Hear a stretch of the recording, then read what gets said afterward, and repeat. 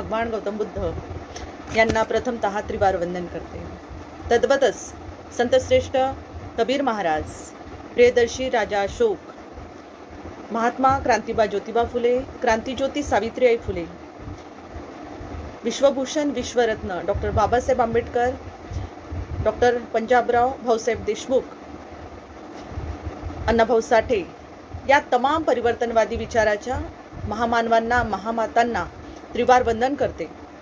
आणि आज पूर्वसंध्येला आपण ज्यांची जयंती साजरी करतो आहे त्या थोर समाज सुधारक राजश्री शाहूजी महाराजांनाही मी त्रिवार वंदन करते. उद्याला 26 जून हा दिवस खऱ्या अर्थानं सगळ्या दबलेल्या पिचलेल्या लोकांच्या दारामध्ये खरं म्हणजे सुखाचं एक आंदण घेऊन आला. आणि खऱ्या अर्थानं असा राजा आपल्याला मिळाला ज्याला आपल्याला जाणता राजा म्हणता येईल. असा राजा या दिवशी जन्माला आला आणि इथल्या बहुजनांचं, दबलेल्यांचं, पिचलेल्यांचं, खचलेल्यांचं, पिडलेल्यांचं, शोषितांचं, वंचितांचं, दलितांचं जीणं पूर्णपणे सर्वस्वाने बदलून गेलं बघा. आणि म्हणून हा दिवस आपण विशेषत्वाने साजरा करतो.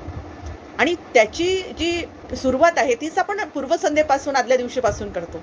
कारण ह्या महापुरुषांचं येणं जे आहे ते येणं काही एका दिवसाच्यासाठी आपण त्यांना स्मरण करावं असं नाही, तर आपण त्यांचं स्मरण, आपण त्यांच्या विचाराचं अनुकरण हे सातत्यानं वर्षभर करायला हवं. मात्र आपल्याला माहीत आहे की त्या दिवशी आपण विशेषत्वानं त्याला उत्सव आणि सणासारखं साजरं केलं पाहिजे आणि करतोच आपण. पण आज आपला विषयच मुळी असा आहे की बाबासाहेबांनी स्वतः असं म्हणाले होते, बाबासाहेब स्वतः असं म्हणाले माणगावच्या परिषदेमध्ये, जेव्हा तिथे शाहूजी महाराज स्वतः आलेले. बाबासाहेब आणि शाहूजी महाराजांचा संपर्क अलीकडेच झालेला, परंतु बाबासाहेबांनी शाहूजी महाराजांच्या कार्यकर्तृत्वाबद्दल बऱ्याच जणांकडून ऐकलेलं आणि करवीर संस्थानाचं जे काही कार्य होतं तर किती समाज हिताचं आहे, समाजाभिमुख राजा कसा आहे हा, हे जे सांगण्याचं हे कानावर बाबासाहेबांच्या येणं काही खूप कठीण नव्हतं, खूप लवकर त्यांच्या कानावर आलेलं. परंतु चार चौघांसारखे हेही असतील असं वाटलेलं.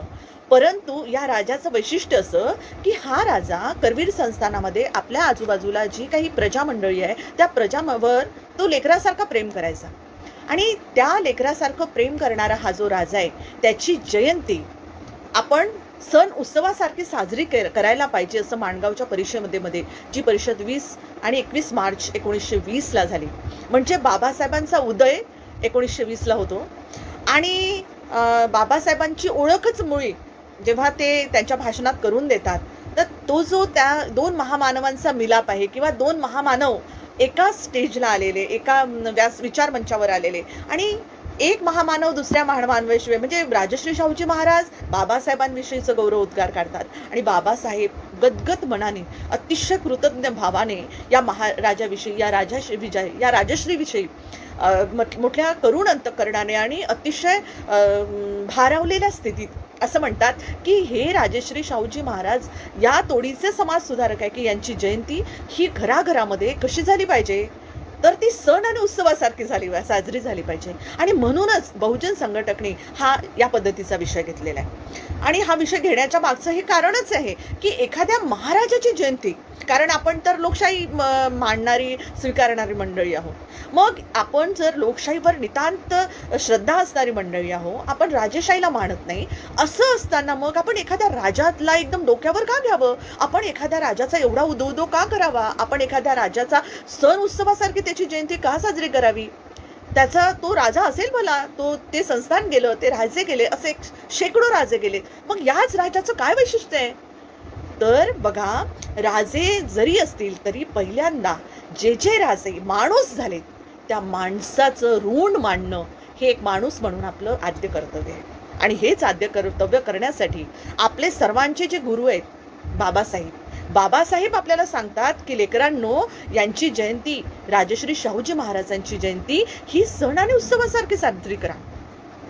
मग आपल्या गुरुंनी जर सांगितलं तर मग आपण ते सांगतात म्हणून मान्य करायचंच नाही आहे. कारण आपण विवेकी माणसं आहोत सगळी, विवेकी भाऊ बंद आहोत आपण सगळी. मग विवेकी आपण जर आहोत तर आपण आपला विवेक जागृत ठेवून ठरवून घ्यायचंय ना की यांनी आपल्याला का सांगितलं असेल की राजश्री शाहूजी महाराजांची जयंती ही सण उत्सवासारखी साजरी व्हावी?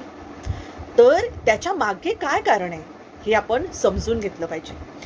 आता बघा, आपण ज्या महाराष्ट्रात राहतो त्या महाराष्ट्राचं वैशिष्ट्य काय आहे, तर या महाराष्ट्राला आपण पुरोगामी महाराष्ट्र म्हणतो. आणि या महाराष्ट्रासोबतच ज्या महामानवांचं नाव जोडलेलं आहे ते फुले शाहू आंबेडकरांचं महाराष्ट्र असं पण म्हणतोय ना. म्हणजे या महाराष्ट्राचं जे काही वैभव आहे ते वैभव फुले शाहू आणि आंबेडकरांच्या भरोशावर आहे. काय या तीनही परिवर्तनाचे जे शिलेदार आहेत, ते शिल्पकार आहेत, हे परिवर्तनाचे शिल्पकार काय या त्रिघांच्या या त्रयींमध्ये असे काय असं काय एक दुसऱ्यांचं ऋण हे राहिलेलं आहे, अशी काय शृंखला राहिलेली आहे की या एक दुसऱ्यांच्या प्रति हे अतिशय समर्पित राहिले. आपल्याला मी सांगितलं पाहिजे की शिक्षण आपण म्हणजे बाबासाहेबांनी विशेषत्वाने राजश्री शाहूजी महाराजांच्याच बाबतीत असं का म्हणाले, हा प्रश्न आपल्या सगळ्यांना पडतो. तर मी जिथपर्यंत अभ्यास केला किंवा वाचलं त्याच्यावरून माझ्या लक्षात आलं की बाबासाहेब एक गोष्ट समजून होते, समतेचं ब्रीद, समतेचं कार्य ज्या माणसाने हाती घेतलं तो माणूस श्रेष्ठ आहे. जो माणूस म्हणून पल्याड जाऊन दुसऱ्याच्या दुःख वेदना समजून घेतो, त्या दुःख वेदना स्वीकारतो आणि त्या दुःख वेदनांवर उपाय शोधून काढून त्याच्यावर कार्यप्रवण करतो, त्या माणसाला बाबासाहेबांनी नेहमी आपल्या आदरस्थानी मांडलेलं आहे. कारण तुकोबारायांनाही बाबासाहेब अभ्यासतात, वेळोवेळी आपले ग्रंथ त्यांना समर्पित करतात आणि त्यांच्यावर आपल्या अनेक भाषणांमधून ते भाष्य करतात. तुकोबाराय काय म्हणतात? तुकोबाराय म्हणतात की जे का रंजले गांजले त्यासी म्हणे जो आपुले, तोची साधू ओळखावा देव तेथीची जाणावा. आणि या युक्तीप्रमाणे, या ओवीप्रमाणे, या अभंगाप्रमाणे तुकोबारायांच्या बाबासाहेबांनी ओळखलं की हा माणूस दलितांचं दुःख, उपेक्षितांचं दुःख दूर करण्यासाठी निघाला.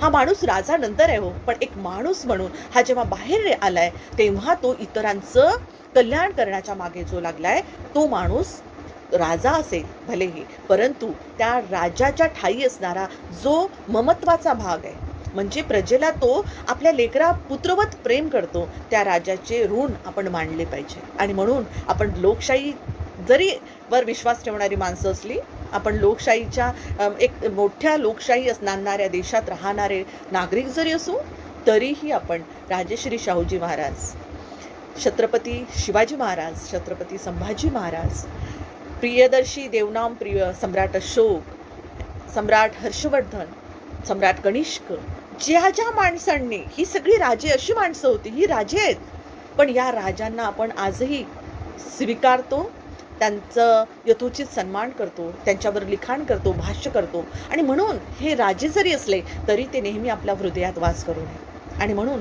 आपण राजाची देखील जयंती या पद्धतीने साजरी केली पाहिजे, ती आपण करणारच आहोत. आपल्या महाराष्ट्रात एक गोष्ट आणखी खूप छान घडते बघा, की विदर्भामध्ये आता पश्चिम महाराष्ट्राची बाब तर वेगळी आहे, तर तिथले तर शाळा सुरू होऊन जातात, पण आमच्या विदर्भामध्ये 26 जूनपासून शाळा सुरू होतात. आणि 26 जून ही तारीख काय आहे, तर 26 जून ही तारीख शाहूजी महाराजांचा जन्मदिन, त्यांची जयंती.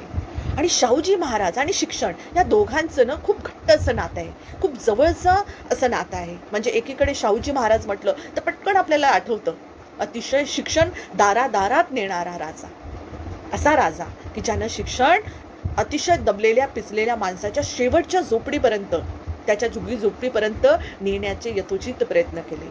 म्हणून शिक्षणाची सुरुवात आमच्या विदर्भामध्ये, शाळेची सुरुवात ही 26 जूनला होते. आणि त्या दिवसाला आपण सबंध महाराष्ट्रभर सामाजिक न्याय दिवस म्हणून साजरा करतो. महाराष्ट्र सरकारने या पद्धतीने ते साजरं करणं ही अतिशय आनंदाची बाब आहे आणि तो केला पाहिजे.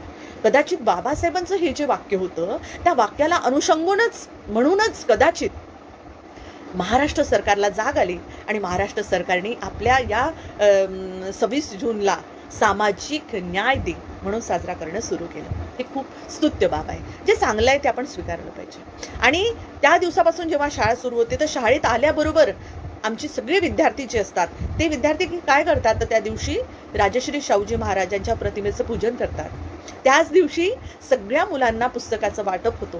त्या दिवशी त्यांना राजश्री शाहूजी महाराज हे कसे एक श्रेष्ठ थोर समाज सुधारक, कसे जाणते राजे होते, कसे लोक उद्धारक राजे होते हे सांगितलं जातं. म्हणजे या दिवसाच्या अनुषंगानं अशा पद्धतीनंही जयंती साजरी होते. शाळा सुरू होते म्हटल्याबरोबरच त्या दिवशीपासून नवीन ज्ञानदानाचं कार्य सुरू होतं. आता ज्या दिवशी ज्ञानदानाचं कार्य सुरू होत असेल त्या दिवसासारखा तर मंगल दिवसच नाही ना. आणि म्हणून 26 जूनपासून या शाळा आमच्या विदर्भामध्ये सुरू होतात. ही अतिशय छान बाब आहे.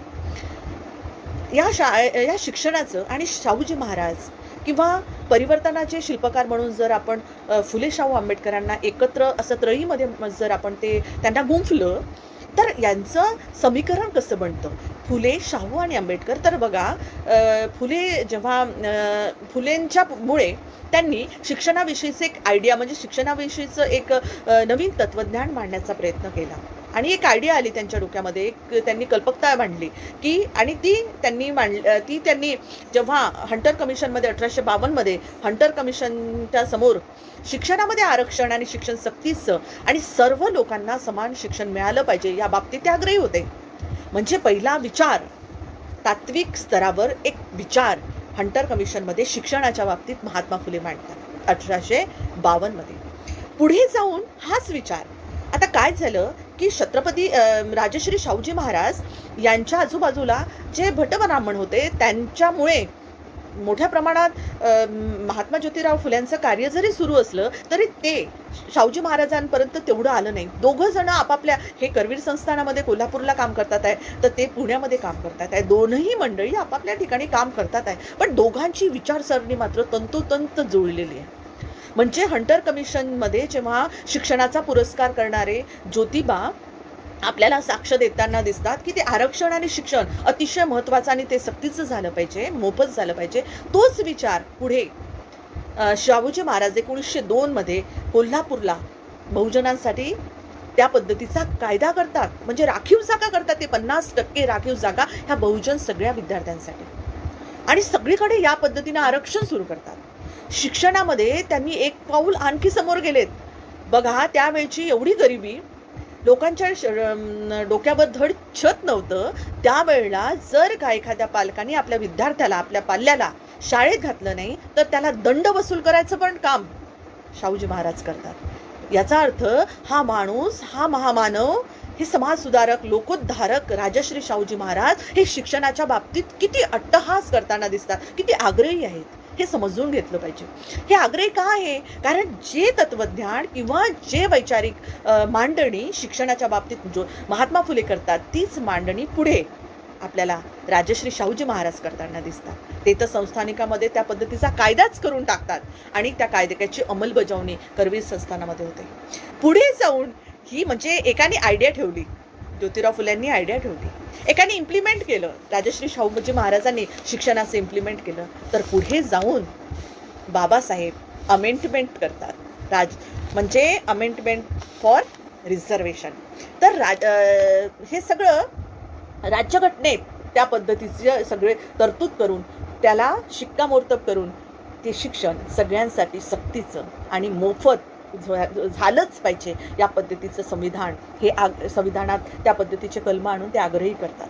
आणि म्हणून आज शिक्षणाचं जे दालन आहे ते मोकळे झाले आहे. या पद्धतीने म्हणजे ज्या काळामध्ये ज्योतिबा फुले 1890ला गेले आणि बाबासाहेब 1920ला सार्वजनिक पटलावर जेव्हा त्यांची कार्यप्रणाली सुरू झाली, या मधला जो काळ आहे ना, या मधल्या काळामध्ये तो काळ भरभरून समाजासाठी जगणारा जर महापुरुष जर कोणी असेल तर ते राजश्री शाहूजी महाराज आहेत. आणि म्हणून या तीनही त्रयी महामानवांनी अतिशय सुंदर पद्धतीनं या महाराष्ट्राचं वैचारिक जे आपलं भरणपोषण आहे ते केलेलं आहे.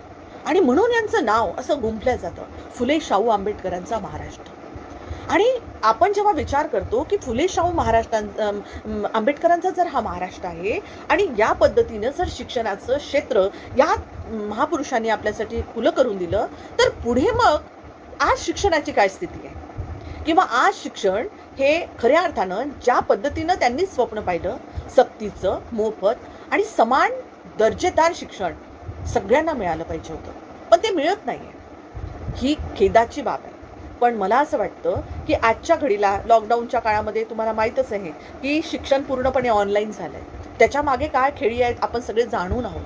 कारण शिक्षण हे वाघिणीचं दूध आहे, जो पेईल तो गुरगुरल्याशिवाय राहणार नाही. शिक्षणाने माणूस सज्ञानी होतो, विवेकी होतो, चिकित्सक होतो आणि चिकित्सक झाल्यामुळे तो प्रश्न विचारतो. तो कुणालाही जुमानत नाही. तो त्याचे हक्क आणि अधिकारासाठी अतिशय मोठ्या प्रमाणामध्ये तो आग्रही असतो. आणि ज्या लोकांना असं वाटतं की हा जो बहुजन समाज आहे, ज्या बहुजन समाजाच्या हातात या महापुरुषांनी मोठ्या प्रमाणामध्ये शिक्षण आणलं, शिक्षण हे शस्त्र त्यांच्या हातात दिलं, हे लोक जागे झालेत आणि मग आता ही पिढी गारद करायची आहे. भलेही एकीकडे फुले शाहू आंबेडकरांचा महाराष्ट्र म्हणून उदो करतील, पण दुसऱ्याच वेळेला दुसऱ्याच हातावर ते ज्या शिक्षणामुळे या महापुरुषांनी इतकी सबंध कायनात बदलवून टाकली. हजारो वर्षाचं जे खितपत पडलेलं दबलेल्यांचं जे जीणं होतं ते बदलवलं आणि त्यांच्या वाटेला एक सुखाचं दालन, एक विवेकाचं, एक हक्काचं, अधिकाराचं दालन त्यांच्यापर्यंत आणून पोहोचवलं. तर तेच मुळे त्यांनी शिक्षणाला गारद केल्याबरोबर हे सगळं काही शांत होईल या पद्धतीने काम चाललेलं आहे. पण मला आग्रहानं तुम्हाला सांगायचं आहे की उद्याला आपण राजश्री शाहूजी महाराजांच्या जयंती दिनी म्हणजे जे काही समोर शिक्षानीती येत आहे, ती शिक्षानीती आपल्या पिढींसाठी, बहुजनांसाठी खूप मोठ्या प्रमाणात घातक आहे. काही लोक डोळस आहेत, ते समजून आहेत, ते याच्यातून ओळखतात आहे. बाबासाहेबांनी हे केलं, महात्मा फुल्यांनी हे केलं, राजश्री शाहूजी महाराजांनी हे केलं. जे कार्य त्यांनी केलं ते आपण फक्त सांगत बसल्याने काहीही होणार नाही. त्यांनी कार्यप्रवण राहिले, कार्यप्रवाही राहिले, सतत कार्य करत राहिले. तेच कार्य पुढे आपल्याला रेटायचं आहे, जेणेकरून पुढच्या पिढीसाठी आपल्याला काहीतरी उभं करता येईल. आणि हे जर आज आपण वेळीच ओळखलं नाही तर ज्या शिक्षणामुळे आपला महाराष्ट्र हा सज्ञानी झाला, ज्या शिक्षणामुळे या महाराष्ट्राची ओळख भारतामध्ये फार वेगळी आहे. महाराष्ट्राची ओळख ही विवेकी म्हणून, ही ज्ञानी लोकांचा, अभ्यासक लोकांचा, लेखक, चिंतन करणाऱ्या विचारवंतांचा. पण हा महाराष्ट्र विचारवंतांचा आता राहणार नाही. पुढच्या पिढीला पर्यंत ही पुस्तकच येणार नाही, पुस्तकाचा दर्जाच राहणार नाही. शिक्षा नीतीच्या अंतर्गत मोठ्या प्रमाणामध्ये शिक्षण आपल्या येणाऱ्या पिढीचं पूर्णपणे लाटलं जाणार आहे आणि पिढीच्या पिढी गारद होणार आहे. तेव्हा बांधवांनो आणि माझ्या मैत्रिणींनो, भगिनींनो, मी तुम्हाला नम्र विनंती करेल की जे काही जिथे कुठे ज्या मुद्द्याला जर का तुमच्या तिथे जाहीर निषेध असेल किंवा कुठे मोर्चे काढले असतील किंवा मूक मोर्चे म्हणून काही व्यक्त करायचं असेल तर त्यामध्ये तुम्ही सामील व्हा. कारण पुढची पिढी तुम्हाला विचारणार आहे, तुम्ही आमच्यासाठी काय करून ठेवलं. कारण या महापुरुषांचं येणं पुन्हा नाही, हे महापुरुष पुन्हा येणे नाही. तेव्हा एक गोष्ट लक्षात घेतली पाहिजे की आपल्या धडावर आपलं शिर आहे, तेव्हा आपण विवेकी आहोत आणि आपण आपल्या जगणं आणि मरणं हे आपल्या हातात नाही, परंतु कसं जगायचं, कसं कर्तृत्ववान होऊन जगायचं, कोणत्या कार्यासाठी स्वतःला झोकून द्यायचं हे आपल्या हातात आहे. हेच आपल्याला या राजश्री शाहूजी महाराजांकडून शिकण्यासारखं आहे. ते त्यांच्या त्या जगण्यातून, त्यांच्या कार्यकर्तृत्वातून ते आपण घेऊया असं मी म्हणेल. तरच खऱ्या अर्थानं त्यांची जी जयंती आहे ना ती म्हणजे त्याच्या खरी पोचपावती आपल्याला मिळेल. राजश्री शाहूजी महाराज हे ज्या पद्धतीने शिक्षणासाठी आग्रही होते, शिक्षणासाठी तर त्यांनी शिक्षणाला पुढे विद्यानगरी किंवा विद्येचं दालन मोकळं करून देणारी विद्यानगरी म्हणून ओळखलं गेलं. कारण या विद्यानगरीमध्ये अस्पृश्यांसाठी मोठ्या प्रमाणात वसतिगृह शाहूजी महाराजांनी काढली. मग ते मराठा असो, जैन, मुसलमान, लिंगायत, शिंपी, ब्राह्मण, ख्रिस्ती, ढोर, सांभार, सुतार, नाभिक ह्या सगळ्या लोकांसाठी त्यांनी वसतिगृह काढली. पहिल्यांदा त्यांनी प्रयत्न केला की सगळ्या लोकांना एकत्र कसं आणता येईल ज्याच्यामुळे अस्पृश्यता नष्ट होईल. म्हणजे काय, स्वतः प्रॅक्टिकल करायचं, आपण स्वतः त्याची सुरुवात करायची, आपल्यापासून सुरुवात करायची. म्हणून अस्पृश्यता निवारण्याचं काम या राजश्री शाहूजी महाराजांनी केलेलं आहे. किती मोठे लोक उद्धारक असणारे आपले हे द्रष्टे राजे आहेत.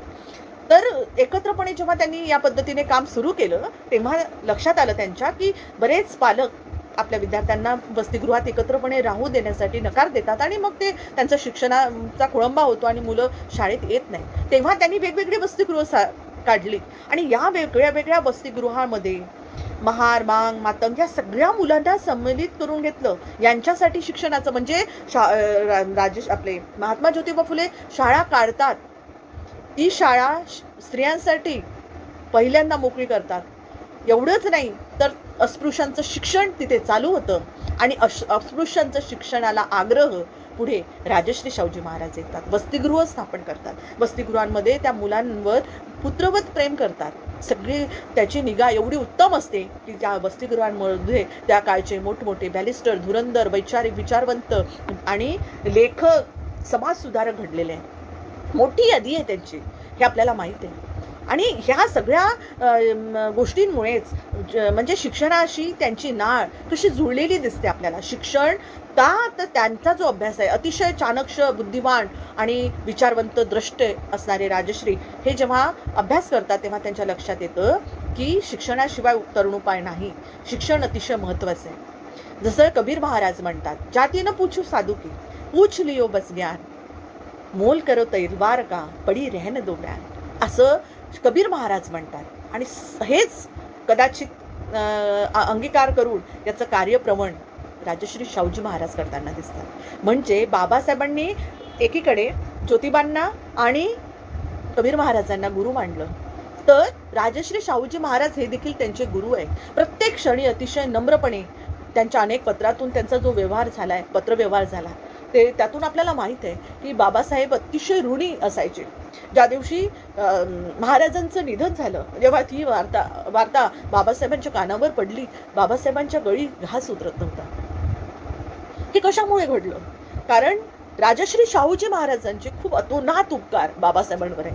म्हणजे मी ज्या विचारवंताच्या जळणघडणीसाठी राजश्री शाहूजी महाराजांनी स्वतःला समर्पित केलं, त्यामध्ये आपण सर्वात मोठं उदाहरण जर कोणी असेल, म्हणजे ही जी मंडळी आहे ही कदाचित देशाच्या स्तरावर, राष्ट्रीय स्तरावर उभारली असेल, पण बाबासाहेबांसारखा एक द्रष्टा, समाजसुधारक, विचारवंत, विज्ञानवादी आणि विवेकी, अभ्यासक, अर्थशास्त्रज्ञ, समाजशास्त्रज्ञ, नीतिशास्त्रज्ञ आणि सर्वात महत्त्वाचं म्हणजे कायदेतज्ञ असणारा, धर्मशास्त्र जाणता असणारा हा जो माणूस जागतिक कीर्तीच्या पटलावर जेव्हा गेलेत, तेव्हा त्या मोठे होण्याला जो काही फुलवला आला, त्याला खतपाणी जे घातलं ना, ते शाहूजी महाराजांनी. बाबासाहेब सदोदित त्यांच्या बाबतीत याच पद्धतीने उद्गार काढायचे. आणि बाबासाहेबांना तर म्हणजे एखाद्या राजाने काय सांगावं की एखाद्या राजाने आपल्या समाजामधली अस्पृश्यता नष्ट करण्यासाठी काही दलित बांधवांना शिवणयंत्र घेऊन दिली. दलित बांधवांना त्यांना ती सगळी शिवणयंत्र दिल्यानंतर त्यांना ती त्यांच्याकडून जे काही वस्त्र शिवल्या गेली तीच महाराज वापरायचे.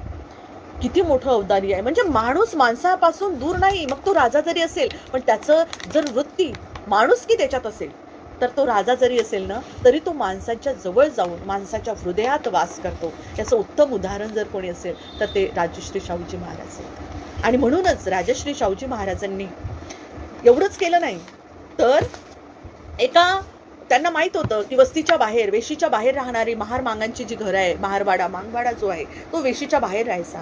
आणि या लोकांना कुठेच मोक्याच्या जागी किंवा मध्यवर्ती भागामध्ये राहताच येत नव्हतं किंवा येताच येत नव्हतं. अशा वेळेला त्या ठिकाणी त्याला एका महार व्यक्तीला, त्यांनी गणपत कांबळे नावाच्या व्यक्तीला त्यांनी उपहारगृह काढून दिलं. आणि त्या टपरीवर, त्या उपहारगृहामध्ये चहा प्यायला स्वतः शाहूजी महाराज जातात. एक राजा जो मोठ्या खजिन्याचा मालक आहे, जो मोठ्या संस्थानाचा सर्वेसर्वा आहे, असा एक राजा, जिथे अस्पृश्यांकडे कोणी ढुंकून पाहत नाही, तिथे तो त्या उपहारगृहावर जाऊन तिथे तो चहा पितो, तिथे तो नाश्ता करतो. का असं करतो? याला कारण असं की एका राजाला हे करताना त्याला बाट होत नाही. तो म्हणजे शिवल्यामुळे त्याला कोणत्याच प्रकारचा म्हणजे त्याच्या मनात कोणत्याच प्रकारची म्हणजे अस्पृश्यतेचे काही त्याच्या मनामध्ये दूषणं येत नाही. मग आपण काय, असा माणूस तयार करण्यासाठी एवढ्या सुंदर पद्धतीने सुरुवात शाहूजी महाराज करतात. बाबासाहेबांसाठी तर ते कुठे धावून गेलेत. म्हणजे बाबासाहेबांच्या विषयीचं जेव्हा ऐकलं, तर एका राजाने एका सामान्य घरामध्ये राहणाऱ्या परळच्या चाळीमध्ये तेव्हा बाबासाहेब राहतात. त्या परळच्या चाळीमध्ये दुसऱ्या माळ्यावर बाबासाहेब राहतात. त्यांना कोणत्याही प्रकारची काहीही, कारण जर का त्यांनी आधी एखादी चिठ्ठी पाठवली असती किंवा आधी एखादं लेटर पाठवलं असतं, तर कदाचित त्यांना म्हणजे असं वाटलं असतं की आपल्याला अगत्य करण्यामध्ये काही कसूर राहू नये असं बाबासाहेबांना वाटलं असतं. असं कदाचित शाहूजी महाराजांना वाटलं असेल आणि अकस्मात शाहूजी महाराज बाबासाहेबांकडे येतात. त्या परळच्या चाली छोट्याशा 2 खोल्यांमध्ये येतात. रमाबाईला आवर्जून चहा मांडायला लावतात. त्यांच्या हातचा चहा घेतात. भरभरून बाबासाहेबांचं कौतुक करतात. त्यांना मिठी मारतात आणि तेव्हा काळजी मिटली. एखाद्या राजाने एखाद्या सामान्य माणसाच्या घरी जाऊन या पद्धतीचं त्याच्याचकडे जाऊन त्याला मिठी मारून त्याचं गौरवोद्गार करावे, त्याची पाठराखण करावी. आपल्याला माहित असेल की बाबासाहेबांनी मूकनायक काढलं, म्हणजे मूक जो समाज होता त्या समाजाचे ते नायक झाले. पण आपल्याला हेही माहीत असलं पाहिजे की ही मूकनायक जे पाक्षिक होतं ते काढण्यासाठी बाबासाहेबांना जी मदत दिली ना, जी पैशाची थैली जी काही मदत मिळाली ती शाहूजी महाराजांकडून मिळाली. म्हणजे आपला मूकनायक जो निघतो ते पाक्षिक म्हणा किंवा ते लोकांमध्ये मोठ्या प्रमाणामध्ये ते आलं पाहिजे, लोकांच्या जागृतीचं एक माध्यम ते ठरलं पाहिजे, म्हणून शाहूजी महाराज ही देणगी देतात आणि मूक समाज बोलता करतात. काय किती म्हणजे या एखाद्या राजाने या पद्धतीनं जगावं. ते अस्पृश्यांच्या पंक्ती बोलावतात. त्यामध्ये त्या पंक्तीमध्ये अस्पृश्यांसोबत विविध जाती धर्माच्या लोकांना एका पंक्तीत बसवतात. स्वतः देखील त्या अस्पृश्यांच्या सोबतीला पंक्तीत बसणे, तिथंच पाणी पिणे, अस्पृश्यांच्या सोबत पाणी पिणे, जेवण करणे, त्या पंक्तीला बसून त्यांच्यासोबत गप्पा गोष्टी करणे. आणि मग हे सगळं करण्याच्या मागचा उद्देश काय? उद्देश हाच की तुमच्या मनामध्ये 2 माणसांमध्ये भेद करणारा जो उच्च नीचतेचा भाव आहे तर तो काहीच नाही रे. मी राजा असताना जर असं करू शकतो तर तुम्ही का बदलत नाही?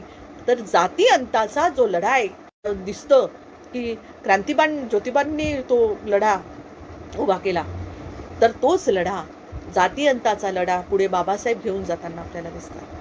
म्हणजे एका दुसऱ्यांचं जे अतिशय जवळचं असं नातं आहे यामुळे कळतं. तिघांनीही जवळपास सारख्याच कामाला स्वतःला वाहून घेतलं. एक दुसऱ्याचा प्रभाव म्हणजे सत्यशोधक समाजाची स्थापना झालेली आणि सत्यशोधक समाजाच्या स्थापनेनंतर मोठ्या प्रमाणामध्ये पुण्यामध्ये ज्योतिराव फुलेंचं आणि क्रांतिज्योती सावित्रीबाई फुलेंचं कार्य सुरू होतं. त्यांना मोठ्या प्रमाणात या बहुजन समाजाच्या लोकांनी आधार दिला. सत्यशोधक समाजाची जी चळवळ आहे ती पाहता पाहता फोफावली आणि मग करवीर संस्थानामध्ये देखील सत्यशोधक समाजाच्या कार्यालयाची उभारणी झाली तिथून आणि त्याचे जे अध्यक्ष होते ते शाहूजी महाराज राहिलेले. अशा पद्धतीचं काम करताना म्हणजे सत्यशोधक समाजाचं काम देखील पुढे नेताना आपल्याला राजश्री शाहूजी महाराज नेतात. का? कारण जाती अंत करणं हा उद्देश आहे या लोकांचा. शिक्षण दारादारात पोहोचवणं, समानतेची वागणूक प्रत्येक माणसाला मिळाली पाहिजे, तो त्याचा अधिकार आहे आणि तो त्याला मिळाला पाहिजे. ही जे माणूसपण आहे ना, माणूस वेगळ्या कशाने होतो? महापुरुष होतो, महामानव होतो. म्हणजे काय होतं? तर महामानव होतो, महापुरुष होतो म्हणजे त्याच्या मनाची चित्ताची जी व्यापकता असते ना ती वाढलेली असते. तो फक्त मी आणि माझं असा विचार मुळीच न करता मी आणि आम्ही सगळे यांचा विचार करतात. तर ज्या वेळेला या पद्धतीने आपला विचार, आमचा विचार, आपण सर्वांचा विचार करणारी माणसं मोठ्या प्रमाणात समाजात जर यायला लागले ना, तर पाहता पाहता त्या लोकांच्या पदस्पर्शाने पावन झालेली ही जी महाराष्ट्राची भूमी आहे, पुरोगामी भूमी आहे, या महाराष्ट्राने सत्याची कास धरलेली आहे. कणाकणात सत्यशोधक समाजाचे कार्यकर्ते आणि सत्यशोधनाची जी वृत्ती आहे तीच वृत्ती जरी नावाने बाबासाहेब आपल्याला पुढे रेटताना दिसत नसले तरी बाबासाहेबांवर देखील सत्यशोधक समाजाचा मोठ्या प्रमाणामध्ये एक प्रभाव दिसतो आहे. आणि तेच काम सत्यशोधन, मी म्हणजे सत्य, सत्य म्हणजेच मी, अशा पद्धतीचं स्वतःला सत्यरूप समजून घेणं आणि सत्यशोधनाच्या मागे निघणं हेच काम माणसाला माणूस पण देतं. माणसाचा तो जो मानव आहे, माणूस म्हणून जन्माला आलेला माणूस हाच पुढे अशा छोट्या छोट्या कामाने, कार्यकर्तृत्वाने मोठा होतो आणि महामानव म्हणून रावरूपाला येतो. आपल्याला माहित आहे राजश्री शाहूजी महाराजांचा जन्म काही मूळचा करवीर संस्थानातला नाहीये, तर हे एक दत्तक पुत्र आहे. म्हणजे जन्माला आलेला माणूस हा कुठे जन्माला आला याला काही एक लेणं देणं नाही. माणूस जन्माला आला पण त्याच्या अंगी असणारा जो चिरंतर स्थायी भाव आहे, त्याची जी वृत्ती आहे, त्याचा जो स्वभाव आहे, त्याचं जे संचित आहे आणि त्याची वैचारिक जडणघडण जी आहे त्याला जास्त महत्व आहे. कारण 26 जून 1874 मध्ये जेव्हा या राजश्री शाहूजी महाराजांचा, म्हणजे लहानपणी त्यांचं नाव यशवंत, तर यशवंताचा जो जन्म झाला, तो यशवंताचा जन्म आबासाहेब घाडगे यांच्या घरी झालेला. म्हणजे मूळतः हे काही राजे नाहीत ना, म्हणजे राजे नाहीत, त्याच्यासारखं त्यांना ट्रीट केलेलं नाही, कोणत्याही प्रकारचं वेगळं असं त्यांना प्रशिक्षण दिलेलं नाही. असं असताना मग असं जेव्हा आहे तेव्हा या व्यक्तीला कशा पद्धतीने हे सगळं कळलं असेल की फक्त राजे म्हणून आपण कार्यकर्ते न बनता आपण समाजकर्ते बनलो पाहिजे, समाज झालो पाहिजे आणि बोलके समाज सुधारक झालं पाहिजे. म्हणजे त्यांच्या ठाईची वृत्ती आहे ना, निसर्गाची ही किमया आहे बघा, किती सुंदर आहे की हे कसं बॅलन्सिंग करतं.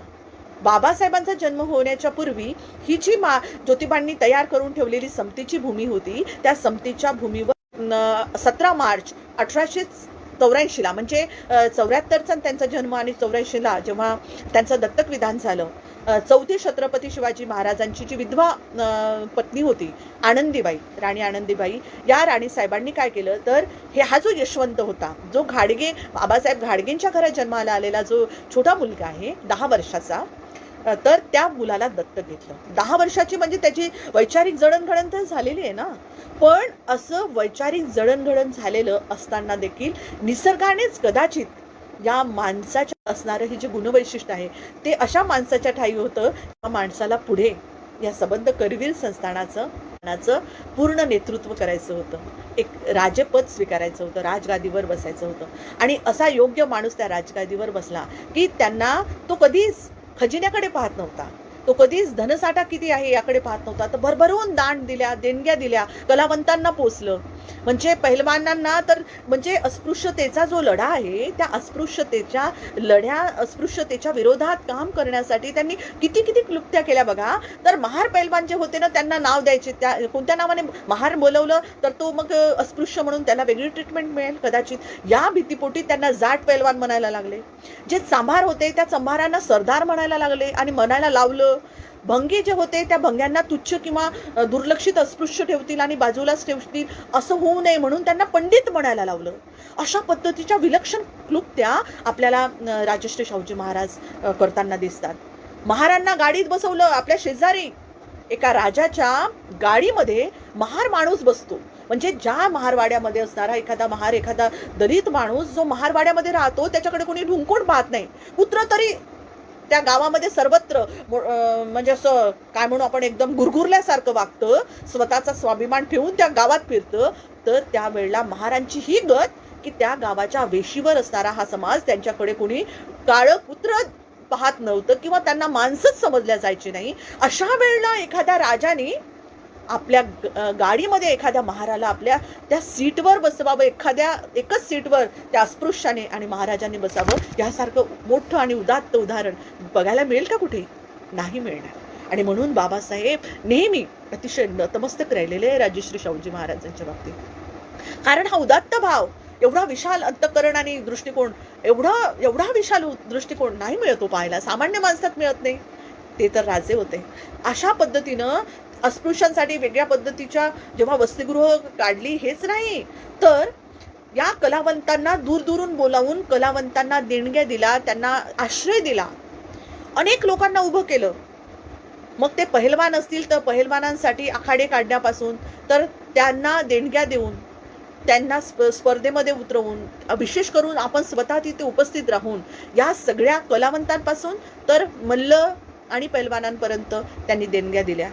एवढंच नाही तर त्यांनी किती अरे ज्या माणसाने बाबासाहेबांच्या हयातीत बाबासाहेबांचा पुतळा ज्या माधवराव बागल नावाच्या एका मराठा व्यक्तीने काढला, तर ते खूप ख्यातनाम असे चित्रकार होते. ते कुणामुळे एवढे नावरूपाला आले? तर त्यांना देखील चित्रकारीचं योग्य असं शिक्षण त्याला मिळावं, माधवराव बागल नावाच्या या चित्रकाराला मिळावं, याची जाणीव शाहूजी महाराजांना होती आणि त्यांनी त्याच्यासाठी शिष्यवृत्ती दिली. म्हणजे माधवराव बागल आपल्याला जे दिसतात नावरूपाला आलेले, त्याच्या मागे आहेत शाहूजी महाराज. प्रबोधनकार ठाकरे आपल्याला जे दिसतात, प्रबोधनकार ठाकरेच्या बाबतीत त्यांनी सगळ्या संस्थांना सांगून ठेवलं होतं की प्रबोधनकार ठाकरेंना जो ग्रंथ पाहिजे असेल तो ग्रंथ त्यांना मिळवून द्या. लेखन करणाऱ्या माणसाच्या लिहित्या हाताला बळ दिलं. म्हणजे एकीकडे मोठ्या प्रमाणामध्ये जेव्हा आपल्या लक्षात येतं की ते कलाकाराला, पहेलवानाला, कलावंताला, चित्रकाराला अशा पद्धतीने देणग्या देत त्यांनी वाढवलं. त्यातलेच एक प्रबोधनकार ठाकरे लिहित्या हाताला बळ देऊन आज प्रबोधनकार ठाकरे म्हटल्याबरोबर आपल्याला त्यांची ते सगळी लेखणी, धारधार लेखणी, त्यांची ती पुस्तकं आठवतात. आणि देवळांचा आणि ह्या सगळ्या देवळांचा आणि ज्या धर्माचा जो स्तोम आहे त्याच्यावर केलेलं अतिशय प्रखर असं भाष्य आपल्याला आठवलं होतं. त्यांचं ते जे वैचारिक ठेवण आहे ना, त्या ठेवणीच्या मागे आपल्याला राजश्री शाहूजी महाराज दिसतात. माझ्या बांधवांनो, मी तुम्हाला आवर्जून हे सांगितलं पाहिजे की असे एक ना एक म्हणजे कर्मवीर भाऊराव पाटीलांच्या बाबतीत काय सांगावं. कर्मवीर भाऊराव पाटील तर अतिशय निराश झालेले अशी आणि निराशेच्या याच्यात ते म्हणजे निराशेच्या गर्तेत गेलेले असताना त्यातून त्यांना बाहेर काढण्यासाठी अतिशय प्रखर आणि अतिशय महत्त्वपूर्ण असं योगदान जर कोणाचं असेल तर ते राजश्री शाहूजी महाराजांचं राहिलेलं आहे. त्यांनी काय केलं, त्यांनी या होतकरू पोराला भाऊराव पाटलांना बोलावून घेतलं आणि त्यांना आधार दिला. आपल्या वसतिगृहामध्ये त्यांना ठेवून घेतलं. योग्य ते शिक्षण त्यांना मिळालं. आणि माहिती आहे, हे भाऊराव पाटील पुढे रयत संस्थेची स्थापना करतात आणि कमवा आणि शिका हे धोरण, हे ब्रीद ठेवून महाराष्ट्रभर या संस्थेचं जे मोठं पसरलेलं जाळं आहे ते विणतात. आणि ते का करतात हे सगळं? वसतिगृह त्यांनी उघडली, त्यांनी मुलांसाठी शिक्षणाची सोय केली. का?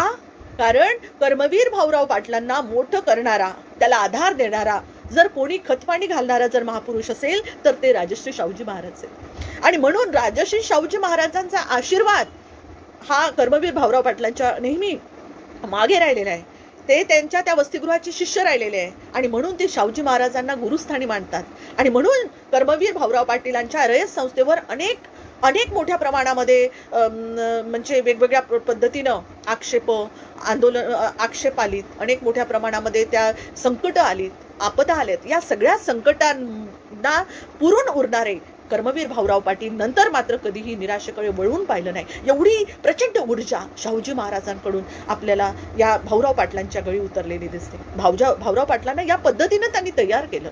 आणि म्हणून मग या शाहूजी महाराजांनी दिलेला हा जो वसा होता ना शिक्षणाचा, तो आपल्याला कर्मवीर भाऊराव पाटील पुढे नेताना दिसतात. हे कर्मवीर भाऊराव पाटील असं म्हणतात की भले काही हो, पण मी मात्र या शिक्षणाच्या कार्यापासून, भलेही माझ्या रयत संस्थेवर अनेक संकट येऊत, पण मात्र याच्यावर मात करून मुलांचं शिक्षण मात्र मी बंद होऊ देणार नाही. हे ब्रीद आपल्या मनगटाशी हुनगाट करून घेणारं हे जे व्यक्तिमत्व आहे, याला उभारी देणारं, त्याच्या पाठीशी उभे राहणारे आणि आशीर्वादाची आणि कौतुकाची थाप देणारे, आधारवट असणारे राजश्री शाहू महाराज आपल्याला लक्षात ठेवले पाहिजे. असे किती लोक सांगावीत की जी शाहूजी महाराजांनी उभी केली आहे. आपल्याला माहित असेल, आपल्यापर्यंत हे येत नाही हो, बालगंधर्वांना सारं लोक डोक्यावर घेतात कारण ते ब्राह्मण. बालगंधर्व म्हणून डोक्यावर घेतात, पण बालगंधर्वाच्या हे पुढेही जाऊन म्हणजे ज्याला बालगंधर्वाला ज्यांनी घडवलं ते आहेत पंडित केशवराव भोसले. हे केशवराव भोसले बहुजन समाजातले आहेत आणि या बहुजन समाजाच्या केशवराव भोसलेंनी कुणाकडून त्यांना आधार मिळाला? हे केशवराव भोसले हे अतिशय जबरदस्त असे कलावंत होते. त्यांच्या पुढे बालगंधर्व पायाची धूळही नाही. परंतु केशवराव भोसले आपल्यापर्यंत आले नाहीत ना, पोहोचवल्या गेले नाही, हेतू पुरस्सर पोहोचवल्या गेले नाहीत. आणि म्हणून काय झालं तर या पुढे बालगंधर्वांना आपल्या त्या इंडस्ट्रीमध्ये सामावून घेतलं.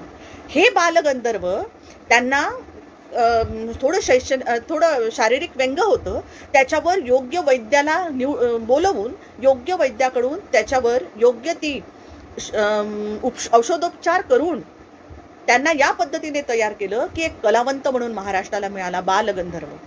हे आपल्याला माहित आहे, पण आपल्याला हे माहित नाही की या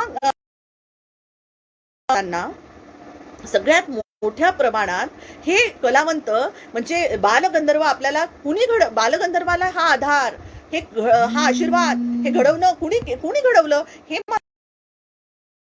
महत्वाचं आहे हे आपण समजून घेतलं पाहिजे. ह्या व्याख्यानमालेमधून काय मिळतं तर तो त्याच्या मागे म्हणजे बिटवीन द लाईन्स आपण ज्याला म्हणतो, शब्दांच्या मध्ये जे दडलेलं असतं, जे काही आपल्याला वरवंगी सांगितलं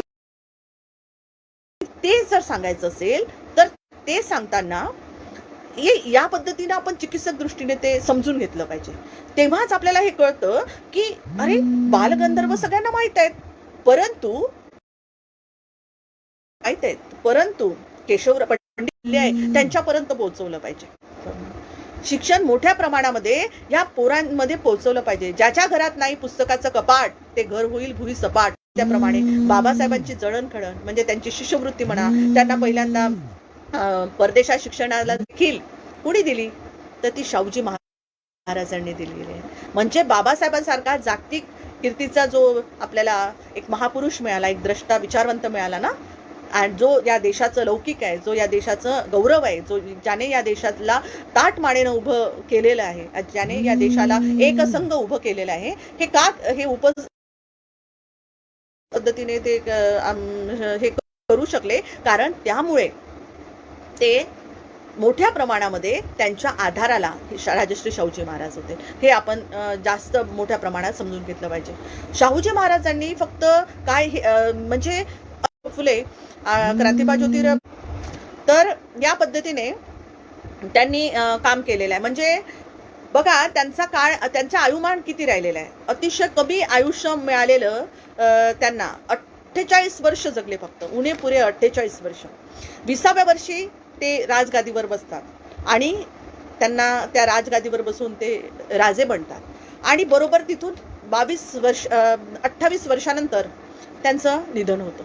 म्हणजे फक्त 28 वर्षामध्ये एखाद्या माणसाने उत्तरोत्तर जे काही स्वतःच्या वैचारिक कार्याची जी एक छाप या महाराष्ट्रात सोडलेली आहे ना, ती अतुलनीय आहे. म्हणजे आपण कोल्हापुराच्या आजूबाजूला किंवा करवीर संस्थानामध्ये जे राहणारे लोक आहेत त्यांच्याकडे जर आपण पाहिलं तर आपल्या लक्षात येतं की मोठ्या प्रमाणामध्ये या करवीर संस्थानामध्ये राहणारी जी आजची मंडळी आहे ती बरीच जागरूक आहेत.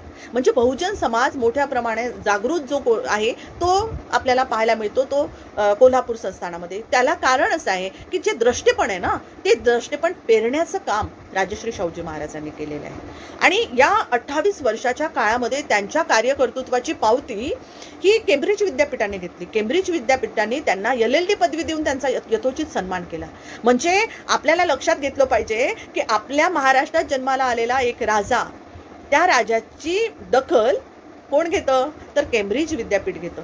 आणि त्या अर्थाने असा हा बुद्धिमान अतिशय कुशाग्र असणारा जो राजा आहे, जो समाजोपयोगी कार्य करण्यासाठी सबंध जीवन वाहून देतो आहे, तो राजा मात्र मनाने किती उदात्त आहे असं एक सुंदर उदाहरण मी तो सांगेल. जसं मी म्हणाले की क्रांतिबा ज्योतिबा फुले आणि लोकमान्य टिळक, लोकमान्य कितपत आहे या बाबतीत जरा विचार करण्यासारखा, तो नंतर वेगळा मुद्दा आहे. तर हे टिळक आणि क्रांतिबा ज्योतिबा फुले यांच्यात मतभेद होते. कारण जे बहुजनांसाठी खुलं केलेलं जे शिक्षण होतं ते टिळकांना मान्य नव्हतं. त्यांना स्वराज्य पाहिजे होतं. स्वराज्य म्हणजे मुठभर लोकांचं, जे 30% लोक आहे त्यांचं स्वराज्य त्यांना हवं होतं. परंतु हीच बाब बरोबर त्यांना जरी मान्य नसलं तरी मात्र त्यांच्यात मनभेद नव्हते. मतभेद असतील वैचारिक, जरा जळणघडणीमध्ये त्यांच्या 2 वेगवेगळे प्रवाह होते, म्हणजे निर्विवाद. कारण टिळक स्वतः ब्राह्मण ना, आणि हे बहुजनाचा उद्धार करण्याचं पिंड क्रांतिबांचं, त्याच्यामुळे ते या पद्धतीने काम सुरू होतं. आणि अशा वेळेला जेव्हा करवीर संस्थानामध्ये आपण बघतो तर टिळक आणि आपले कोल्हापूरचे राजे राजश्री शाहूजी महाराज यांच्या मध्ये देखील हे मतभेद होते. कारण यांचंही कार्य ज्योतिबांसारखंच होतं. पण एक गोष्ट समजण्यासारखी आहे की ज्या वेळेला स्वतः एक राजा लोकमान्य टिळकांच्या घरी जातो, त्यांच्या घरचं चहापान घेतो, मनात कुठेही कटुता नाही, मनात कुठेही उद्वेग नाही, द्वेष नाही, मत्सर नाही, अशा पद्धतीने मिळतो. आणि भलेही केसरीमध्ये 2 दिवस 2 लेख संपादक अग्रलेख मात्र 22 ऑक्टोबर 1902 आणि 29 ऑक्टोबर 1902ला 2 अग्रलेख केसरीमधून मात्र टिळकांनी लिहिले की हे जे वेदोक्त प्रकरण होतं त्या प्रकरणाविषयी मी बोलणार आहे. हे जे वेदोक्त वेडे झालेले आहेत लोक, म्हणजे अनेक राजांनी, म्हणजे शिवाजी महाराज वेदोक्त वेडे होते. म्हणजे वेद पुराण वेदा थ्रू म्हणजे वेदोक्त मंत्र उच्चारूनच आमचा राज्याभिषेक व्हावा या पद्धतीचा अट्टहास या लोकांना लागला. या पद्धतीनं त्यांनी मांडणी केली होती. असं असताना देखील एका राजाने त्यांना माफ केलं आणि ज्या वेळेला लोकमान्य टिळकांची प्रकृती ढासळली, त्यांची तब्येत ठीक नव्हती, त्यावेळेला त्यांना भरभरून मदत केली. म्हणजे एखाद्या व्यक्तीचा हा महापुरुष खऱ्या अर्थानं महापुरुष दिसतो आपल्याला का? कारण त्याच्या बोलण्यामध्ये जरी त्यांच्या वैचारिक कामामध्ये वैचारिक भेद होते, परंतु मनामध्ये कुठेही मलिनता नाही, कुठेही कटुता नाही. आणि अशा पद्धतीने लोकमान्य टिळकांना देणगी म्हणजे त्यांच्या घरापर्यंत ती देणगी देऊन त्यांना योग्य तो औषधोपचार घेण्यासाठी होऊन ते बरे व्हावे यासाठी त्यांनी प्रयत्न केले, पैसे दिले, देणगी दिली. एवढंच नाही तर ज्या दिवशी टिळकांचं निधन झालं, त्या दिवशी ज्या दिवशी त्यांच्या कानावर ही वार्ता आली ना, त्या दिवशी त्यांच्या गळ्यातून घास उतरेना. तर हा राजा त्या दिवशी भुकेला झोपला. म्हणजे एखाद्या माणसाविषयीची असणारा जो कारुणिक भाव आहे त्याच्या तर तो असा एखाद्या राजाने या पद्धतीने वागावं म्हणजे आपल्याला म्हणजे न भूतो न भविष्यती की राजाने असं वागावं. पंचपक्वान्नाचे दालनं मोकळी आहे, त्याने मुखात एक घास घेऊ नये. अशा पद्धतीचं जो माणूस एखाद्या सामान्य माणसाला आनंद झाला असता, पण असं नाही. ज्या दिवशी शाहूजी महाराज गेले त्या दिवशी बाबासाहेबांनी देखील घास घेतला नाही. तर ही जी मोठी माणसं असतात त्यांच्याकडून अशा पद्धतीने आपण शिकलो पाहिजे की तो मोठेपण आपल्याला ग्रह पडला. त्या दुष्काळामध्ये खूप हानी झाली. म्हणजे एवढा दुष्काळ होता की पाण्याचा म्हणजे पिण्याला पाणी नव्हतं. गुरढोरांना अनेक प्रश्न होते. त्या काळामध्ये त्यांनी आपल्या पूर्ण खजिना मोकळा केला आणि त्या खजिना पूर्ण खाली करून योग्य त्या लोकांना मोबदला देऊन त्यांना तिथे काम करायला लावलं आणि मोठ्या प्रमाणामध्ये धरणं बांधली. हे सगळं काम हेही काम त्यांचं खूप महत्वाचं आहे. छाया त्यांच्यासाठी अन्नछत्र उभे केलेत. जे धनधान्यवाले जे व्यवहार त्यांच्या बाबतीत ज्या घटनेमुळे ते पूर्ण बदलले, त्यांचा अभ्यास होताच, कुशाग्र होते. 2 वर्ष त्यांनी सदोदितपणे इंग्रजीचा अभ्यास केला. इंग्रजीमध्ये म्हणजे राजकोटला ते शिकले. मोठ्या प्रमाणामध्ये त्यांचं अगदी गणित संस्कृतापासून तर सगळ्या प्रकारचं नॉलेज, सगळ्या प्रकारचं शिक्षण तर त्यांनी घेतलंच. मैदानी खेळ, व्यायाम, कसरती या सगळ्यांमध्ये ते निपुण होते. त्यांची शरीरयष्टी तुम्हाला माहीत असेल, धनगाकट मजबूत अशी कणखर असा हे त्यांचं जे ध्येययष्टी होती, कणखर आणि मजबूत असणारं. तर ते पहिलवान होते, ते कुस्तीचे चांगले जाणकार होते. या सगळ्या गोष्टी पाहता आपल्याला लक्षात येईल की याच्यासोबतच हे सगळं बदल जो झाला तर किती छोट्या छोट्या गोष्टीकडे त्यांचं लक्ष होतं. म्हणजे एकीकडे ते वैचारिक स्तरावर लढत होते तर दुसरीकडे ते स्वतः कार्यप्रवण राहून कार्याकडेही त्यांची तेवढ्याच मोठ्या प्रमाणात गती होती. तर काय झालं की रोज ते त्या पंचगंगेलावर धारेवर ते आंघोळीला जायचे, स्नान करायला जायचे. आणि स्नान करताना त्यांच्याकडे जे भट ब्राह्मण होते त्यांच्या आजूबाजूला, त्याच्यामध्ये नारायणबुवा भट आणि रामशास्त्री जोशी म्हणून 2 व्यक्ती होते. तर त्यांच्या लक्षात आलं की हे जे रामशास्त्री जोशी होते हेही ब्राह्मणच होते, भट हा ब्राह्मणच होता, परंतु रामशास्त्री जोशी हे जरा पुरोगामी विचाराचे होते, जरा मित्रत्वाचं नातं होतं राजश्री शाहूजी महाराजांशी त्यांचं. आणि त्याच्यामुळे काय झालं की जे नारायणबुवा भट आहे ते जेव्हा स्नान करताना जे मंत्रोच्चार करायला हवे मंत्र म्हटल्यामुळे काय झालं की रामशास्त्री जोशींनी हे आपल्या महाराजांना सांगितलं. महाराजांनी तसं वाचलंही होतं, त्यांचाही अभ्यास होता, वेदांचा अभ्यास होता महाराजांचा, बऱ्यापैकी संस्कृतचे जाणकार होते ते आणि वेद वाचले होते त्यांनी. तर त्यांच्या ते लक्षातही आलं आणि मग त्यांनी नारायणबुवांना हटकलं, विचारलं की तुम्ही असं का करता आणि रोज तुम्ही आंघोळी करून येत नाही, हे खरं आहे का, तुम्ही आंघोळ करून आलेले नाहीत? तर तेव्हा ते म्हणाले हो. तर आंघोळ न करता एका राजाच्या स्नानाच्या अभ्यंकर स्नानाच्या वेळेस तुम्ही स्वतः आंघोळ करून येत नाही, वरून पुराणोक्त मंत्र म्हणता, हे काय आहे? तुम्ही वेदोक्त मंत्र म्हणाले पाहिजे. तर ते म्हणाले की नाही मला म्हणता येणार नाही महाराज. का म्हणता येणार नाही? जेव्हा त्यांनी सांगितलं की अरे तुम्ही शूद्र आहात म्हणून महाराज मला हे म्हणता येणार नाही, आणि मग दाखला दिला गागाभट्टच्या वेळेचा. छत्रपती शिवाजी महाराजांचा पण राज्याभिषेक होत नव्हता महाराज, कारण तेही शूद्र होते आणि त्या सामान्य माणसासारखं राहू देत मला. आणि त्या दिवशीपासून त्यांना ठणकावून सांगितलं की यानंतर तुम्ही कोणत्याही प्रकारच्या मंत्रोच्चाराचा पाठ इथे करायचा नाही, काही गरज नाहीये मला कोणत्याही मंत्रोच्चाराची. आणि अशा पद्धतीनं जेव्हा ठणकावून सांगितलं तेव्हा मग मात्र हे जे ब्राह्मण होते, आणि मग ब्राह्मणांची संख्याही कमी केली त्यांनी, कारण 50% रिझर्वेशन आरक्षण हे या सगळ्या बहुजन लोकांना दिलं. त्या 50% आरक्षणामध्ये हे 3% लोक असताना देखील त्यांनी तेव्हा खूप मोठ्या बोंबा ठोकल्या. म्हणजे विचार करण्यासारखी गोष्ट आहे की या भटा ब्राह्मणांवर, या उच्चवर्णीयांवर जेव्हा जेव्हा थोडी देखील ते म्हणजे हे येते, अशी येते की त्यांच्यामध्ये एखाद्या माणसाचा थोडासा वाटा जर येत असेल तर यांच्या म्हणजे तिळपापड होतो, अशा पद्धतीचं वागणं. आणि मग वेगवेगळ्या प्रकारे धमक्या शाहूजी महाराजांना देण्यात आल्या, कारण त्यांनी अशा पद्धतीनं जे बहुजनांना आपल्या सोबत विविध कार्यात ठेवलं, म्हणजे त्यांना मोठमोठ्या वतनही दिलीत, जहागीरदारांच्या सोबत त्यांना कामाला ठेवलं, त्यांना त्या पद्धतीचं मानाचं स्थान दिलं, यथोचित सन्मान त्यांचा केला. ब्राह्मणांच्या बरोबरीनं ही सगळी अस्पृश्य मंडळी बसायला लागले. तर हे जे बदल होते, हे बदल त्यांना म्हणजे पचण्यासारखे नव्हते. आणि म्हणून मग ह्या महाराजाला आपण संपवलं पाहिजे, कारण त्यांनी पहिले छत्रपती शिवाजी महाराज, छत्रपती संभाजी महाराज यांना संपवलंच होतं ना. आणि या पद्धतीनं त्यांनी बऱ्यापैकी स्वराज्याची जी चांगल्या पद्धतीची इथे धाटणी झाली होती, चांगल्या पद्धतीने हिंदवी स्वराज्य शिवाजी महाराजांनी उभं केलं, ते निस्तनाभूत करण्यात, त्याच्यामध्ये दुही निर्माण करण्यामध्ये हे बऱ्यापैकी यश यांना भटा ब्राह्मणांना मिळालंच होतं. आणि पुढे मग जेव्हा लक्षात आलं की अरे जे काम होऊ नये म्हणून आपण एवढ्या राजांना संपवलं, पुढे आता राजश्री शाहूजी महाराजही तेच काम करतात आहे, तर यांना संपवलं पाहिजे. म्हणून मग धमक्या, अनेकदा त्यांच्यावर वार झाले. आणि अशा पद्धतीनं एवढे बिकट परिस्थिती असताना देखील एखादा राजा म्हणतो की गादी सोडेल, मरण पत्करेन, पण बहुजन समाजाचा उद्धार करण्याचं कार्य मी कधीच सोडणार नाही. एवढं मोठं जे काही कार्य आहे ना, याला तोड नाही हो. आणि म्हणूनच मग बाबासाहेब कार्यकुशल असणारा, दक्ष असणारा राजा हा, आणि या इथल्या करवीर संस्थानामध्ये सक्तीचं शिक्षण करण्यासाठी आणि आरक्षण लागू करण्यासाठी त्यांनी जे आदेश आणले ना, त्याच्यासाठी त्यांना लंडनला जाऊन ते सगळे आदेश आणावे लागले. ते लंडनला जाऊन त्यांनी ते सगळे आदेश आणले आणि त्या पद्धतीने मग इथला राज्यकारभार त्यांना म्हणजे करा.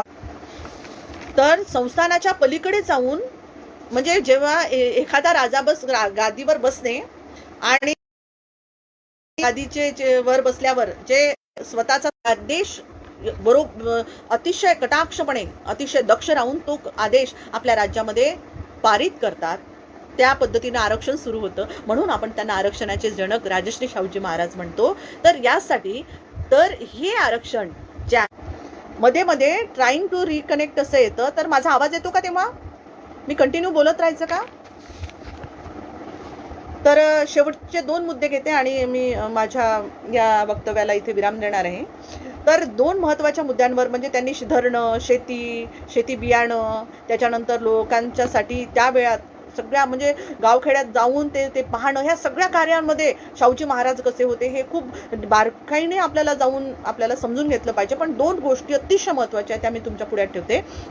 शाहूजी महाराजांनी 1912 मध्ये MIDC चालू केली, शाहू MIDC म्हणून चालू केली. म्हणजे उद्योगाला त्यांनी किती प्राधान्य दिलं की जेव्हा ते इंग्लंड आणि युरोपच्या दौऱ्यावर गेलेत ना, तर युरोप आणि इंग्लंडच्या जेव्हा दौऱ्यात गेले तेव्हा त्यांना माहीत झालं की सगळ्यात महत्त्वाचं म्हणजे उद्योग जो आहे तो महत्त्वाचा आहे.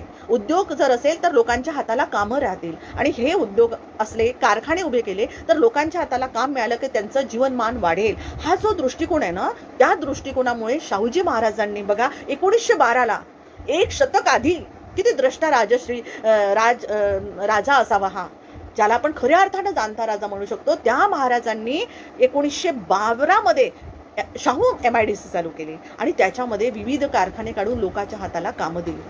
तर हे, आणि एवढंच नाही तर मग त्याच्याच याच्यामध्ये धरणं बांधली, नहर बांधले, आणि शेतीच्या प्रत्येक शेवटच्या माणसाच्या शेतीपर्यंत पाणी पोहोचवलं पाहिजे. भरभरून पाणी जर गेलं तर शेती चांगली होईल आणि उत्पादन त्याचं वाढेल आणि त्याचं जीवनमान चांगलं होईल. हा उद्देश जो आहे तो शाहूजी महाराजांचा होता. आणि म्हणून बहुजनांचा राजा आपण याला म्हणतो. कारण तळागाळातल्या शेवटच्या माणसाचा विचार, शेतकरी म्हणून त्याला असणारे जे काही वंचन आहे, त्याच्या जे काही प्रश्न आहे, त्या प्रश्नावर उत्तर शोधून काढलं महाराजांनी आणि त्याच्यावर कार्यप्रवणता दाखवली. स्वतः त्याच्यावर उत्तर शोधून उपाय योजना केल्या. त्या सगळ्या गोष्टी आपल्याला बघायला मिळतात. आणखी एक अतिशय महत्वाची गोष्ट म्हणजे काय झालं की या वेदोक्त प्रकरणामुळे खूप वादळ उठलेलं होतं आणि मग तो बनायला लागला की छत्रपती शिवाजी महाराज हे शूद्र होते आणि म्हणून त्यांच्याच वंशावळीतले राजश्री शाहूजी महाराज हेही शूद्र आहेत. तर त्या काळामध्ये STI म्हणून SIT म्हणून एक टीम स्थापन केली शाहूजी महाराजांनी. ही काय आहे SIT म्हणजे स्पेशल इन्व्हेस्टिगेशन टीम. ही स्पेशल इन्व्हेस्टिगेशन टीम जी आहे त्यामध्ये 3 ब्राह्मण होते की बाबा रे तुम्ही तुमचं काय आहे ते ठरवा बरं एकदाच. म्हणजे तुम्ही ठरवा काय म्हणायचं आहे तुम्हाला. त्या रिपोर्टमध्ये तुम्ही लिहा की कशा पद्धतीने आम्ही शूद्र आहोत तर शूद्र कसे आणि मग जर आम्ही क्षत्रिय मानत असाल तर आम्ही क्षत्रिय कसे, ते सगळं इन्व्हेस्टिगेशन करून त्याचा रिपोर्ट आम्हाला द्या. तर अशा पद्धतीने SIT म्हणून त्यांनी एक टीम केली ज्याला स्पेशल इन्व्हेस्टिगेशन टीम म्हणून त्यांनी नाव दिलं आणि त्याच्यामध्ये 3ही भट होते. एक केशव भट होते, एक नारायणबुवा भट होते आणि एक पंडित राजोपाध्याय होते. तर त्यांनी मग भोसले घराण्याचं वगैरे त्याच्यामध्ये भरपूर असा पाठपुरावा दिलाय आणि मग त्याच्यातून सांगितलं की हे होय आपण हे क्षत्रिय कुळातले आहेत असं आम्ही मानतो. तर ह्या दोघांनी त्याच्यावर साईन केली, मात्र पंडित राजोपाध्यायांनी मात्र त्या रिपोर्टवर साईन केली नाही. आणि आहेत या तिघांना जेव्हा म्हणायची वेळ आली तर दोघं हो म्हणतात. त्या तिसऱ्यांना पुन्हा म्हणजे काहीतरी अडी काढून ठेवणे आणि पुढच्या पिढीसाठी पुन्हा वादाचा विषय निर्माण करण्यासाठी हे सगळे यांचे षडयंत्र असतात. ह्या षडयंत्रामुळे फार व्यथित झाले राजश्री शाहूजी महाराज. तर हे सगळ्या गोष्टी आपण समजून घेतल्या पाहिजे. वेदामधला जो भेद आहे ना तो भेद काढण्यासाठी मात्र मग त्यांनी हे वेदोक्त आणि याच्या फंद्यात पडण्यापासून लोकांची मानसिकता बदलावी. म्हणजे आपसुकपणे हे जे वेद आहे ते कुचकामी ठरतील, कालबाह्य ठरतील, फेकल्या जातील आणि मग त्याला कोणी विचारणार नाही. आणि नेमकं तेच काम यांच्या या कार्यकर्तृत्वातून कदाचित बाबासाहेबांनी घेतलं आणि पुढे बाबासाहेबांनी देखील तेच केलं. बाबासाहेबांनी काय केलं, त्या वेदाला म्हणजे एकीकडे मनुस्मृतीला तर जाळलंच म्हणा, ती जाळण्याच्याच लायकीची होती. मनुस्मृतीला जाळलं, पण वेदांवर जास्त भाष्य करण्यात वेळ घालवण्यापेक्षा ज्या काही चांगल्या गोष्टी आहेत ज्याच्यामुळे तुमचा उद्धार आहे त्या सगळ्या चांगल्या गोष्टी आपल्या बहुजनांच्या पुढ्यात ठेवल्या. त्यामुळे आपले जे डोके होते ते ब्रेन वॉश केलं आणि त्या ब्रेन वॉशमुळे आपल्याला योग्य तो मार्ग गवसला की ज्या मार्गाने आपलं कल्याण होणार आहे. आपलं कल्याण वेद मांडण्याने होत नाही, आपलं कल्याण होतं ते शिक्षणाचा आधार घेतल्याने. आपलं कल्याण होतं तो मानवी जगण्यामध्ये आपण अशा पद्धतीने जगावं की ज्या जगण्यामुळे संबंध मानव जातीचा कल्याण व्हावं. हा जो कल्याणाचा विचार आहे, हा कल्याणाचा विचार अक्षरशः या धर्तीवर या म्हणजे संबंध जगाच्या पाठीवर ज्याला आपण जगत गुरु म्हणू शकतो, लोकगुरु म्हणू शकतो, अशा तथागत बुद्धाचा हा कल्याणाचा विचार, मानवतेचा विचार, हा मानवतेचाच विचार सगळ्या महापुरुषांनी मांडलेला आहे. आणि ही महापुरुष आज आपल्या पुढे जी आलीत ना तर त्यांनी मग वेगवेगळ्या काळामध्ये अशा पद्धतीने माणसाचं जगणं, माणसाचं जिणं हे अतिशय सुंदर केलेलं आहे. आणि म्हणून मग आपण हे ठरवलं पाहिजे की आज या मानवतावादी विचारांना आपण कसं पुढे नेऊ आणि माणुसकी जपणारे पिलर, माणुसकी जपणारे आधारस्तंभ कसे उभा करू. तर ही जी पिढी आहे, येत्या पिढीमध्ये शिक्षण जे आहे ते शिक्षण आपण सावरूया, थोडं शिक्षणाला आपण समजून घेऊया. शिक्षणाचे हे जे आता जे वाभाडे काढलेले आहेत आणि शिक्षणाने जे काही सध्याचं जे शिक्षण आहे ते पूर्ण शिक्षण म्हणजे पूर्ण बहुजनांना गारद करणारं शिक्षण आहे. आणि म्हणून येणारी जे काही शिक्षा नीती आहे ती हेच काम करू पाहते आहे. तर बांधवांनो आणि माझ्या भगिनींनो, भावंडांनो, मी तुम्हाला नम्र विनंती करेल की कशा पद्धतीने तुम्ही घराच्या बाहेर फक्त ऐकून होणार नाही, कृती करावी लागेल. आणि कृती केल्यावरच आपल्याला यश मिळणार आहे. आणि त्याच वेळेला आपल्याला हे दाखवून देता येईल की आम्ही या सगळ्या महापुरुषांचं देणं लागतो. त्यांनी आमच्यासाठी जे काही करून ठेवलं, तर आज आम्हाला पण बाहेर निघण्याची वेळ आलेली आहे, तेव्हा आम्ही पण या पद्धतीने काम करू. अशा पद्धतीचा एक स्वतः कार्यकर्तृत्व दाखवून आपल्याला रस्त्यावर यावं लागेल. पुढच्या पिढीसाठी तरी हे केलं पाहिजे. 2 गोष्टी आवर्जून करा. राजश्री शाहू महाराजांच्या जे पुतळे आपल्याला उभारावे लागतील, कारण ते पुतळे पाहिल्यावरच मुलं विचारतील ना, हा पुतळा कुणाचा आणि कुणाचा प्रश्न मिळाल्याबरोबर आपण सांगणार आहोत. हे दिसलं पाहिजे डोळ्यांनी. जो व्यक्ती आपल्या पुढे दिसत असतो ना तो रोल मॉडेल ठरतो. शाहूजी महाराजाचा पुतळा दिसेल तर विद्यार्थी म्हणेल मला या राजासारखं दानशूर व्हायचं आहे, या राजासारखं कलावंत प्रेमी व्हायचं आहे, या राजासारखं लोकोद्धारक व्हायचं आहे, समाजसुधारक व्हायचं आहे. बाबासाहेबांचा पुतळा दिसेल, शाहूजींचा दिसेल, सावित्री आईचा पुतळा दिसेल. या लोकांचे पुतळे जर दिसतील तर मुलं प्रश्न विचारतील आणि मग त्यांच्यापुढे रोल मॉडेल उभं होईल. रोल मॉडेल उभे करण्यासाठी पुतळे आणि पुस्तकं फार महत्त्वाची आहेत. पुस्तकांमधून मोठ्या प्रमाणांमध्ये लिखाण झालं पाहिजे, त्यांच्यावर लिहिल्या गेलं पाहिजे आणि लिहिल्या गेल्यामुळेच असे अनेकशे मुद्दे जे बरेचसे मुद्दे म्हणजे अस्पर्श राहिलेले असतात, ज्या मुद्द्यां कधी आपण ऐकलेले नसते, तर या मुद्द्यांचाही आपण पाठपुरावा केला पाहिजे, त्याच्यावर भरभरून लिहिलं पाहिजे आपण. आणि असं करूया आणि अशा पद्धतीने आपण त्यांची जयंती साजरी करूया जी बाबासाहेबांना अभिप्रेत होती. आणि म्हणून बाबासाहेब म्हणायचे की राजश्री शाहूजी महाराजांची जयंती ही सण आणि उत्सवासारखी साजरी झाली पाहिजे. तर सण आणि उत्सव हा फक्त म्हणजे खूप पूजा अर्चा करणे आणि खूप गोडधोड खाणे अशा पद्धतीने न करता वैचारिक जयंती त्यांची करायचा हेतू आणि मानस बाबासाहेबांचा राहिलेला आहे. तेव्हा हे आपण समजून घेतलं पाहिजे बांधवांनो, भावंडांनो. आणि मी हे नम्र विनंती करेल की अशा पद्धतीनं चिकित्सक विचाराला नेहमी ऐका, समजून घ्या, गळी उतरवा आणि विशेष करून आपल्या लेकरांना ते ऐकण्यासाठी प्रवृत्त करा. म्हणजे एकाएकी ते मोठे असल्यावर ऐकणार नाही, लहानपणापासून त्यांना त्याच्याकडे वळवावं लागतं.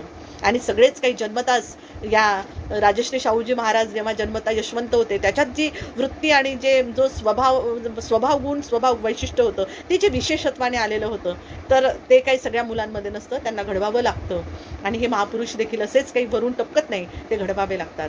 आणि म्हणून कबीर महाराजांना आपण समजून घेतलं पाहिजे की जाती न पूछो साधू की, पूछ लियो बस ज्ञान, मोल करो तलवार का, पडी रे न दुमान. तर तो राजा शूद्र आहे की क्षत्रिय ते आम्हाला माहीत.